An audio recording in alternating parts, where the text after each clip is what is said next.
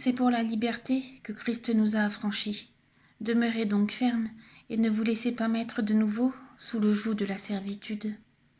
Voici, moi Paul, je vous dis que si vous vous faites circoncire, Christ ne vous servira de rien.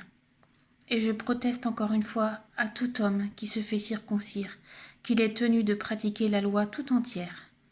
Vous êtes séparés de Christ, vous tous qui cherchez la justification dans la loi.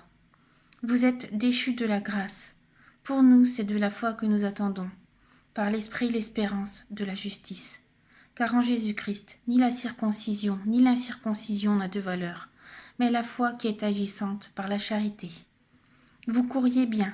Qui vous a arrêté pour vous empêcher d'obéir à la vérité? Cette influence ne vient pas de celui qui vous appelle. Un peu de levain fait lever toute la pâte. J'ai cette confiance en vous dans le Seigneur que vous ne penserez pas autrement. Mais celui qui vous trouble, quel qu'il soit, en portera la peine. Pour moi, frère, si je prêche encore la circoncision, pourquoi suis-je encore persécuté? Le scandale de la croix a donc disparu.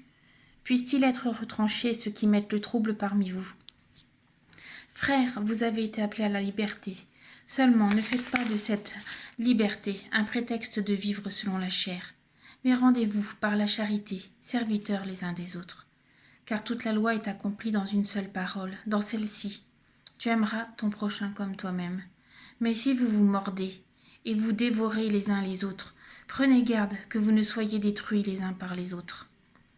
Je dis donc, marchez selon l'esprit, et vous n'accomplirez pas les désirs de la chair.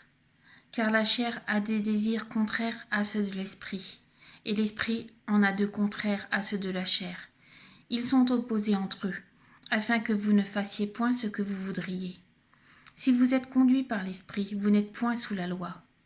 Or, les œuvres de la chair sont manifestes, ce sont l'impudicité, l'impureté, la dissolution, l'idolâtrie, la magie, les inimitiés, les querelles, les jalousies, les animosités, les disputes, les divisions, les sectes, l'envie, l'ivrognerie, les excès de table et les choses semblables. Je vous dis d'avance, comme je l'ai déjà dit, que ceux qui commettent de telles choses n'hériteront point le royaume de Dieu. Mais le fruit de l'esprit, c'est l'amour, la joie, la paix, la patience, la bonté, la bénignité, la fidélité, la douceur, la tempérance. La loi n'est pas contre ces choses. Ceux qui sont à Jésus-Christ ont crucifié la chair avec ses passions et ses désirs. Si nous vivons par l'esprit, marchons aussi selon l'esprit. Ne cherchons pas une vaine gloire en nous provoquant les uns les autres, en nous portant envie les uns aux autres.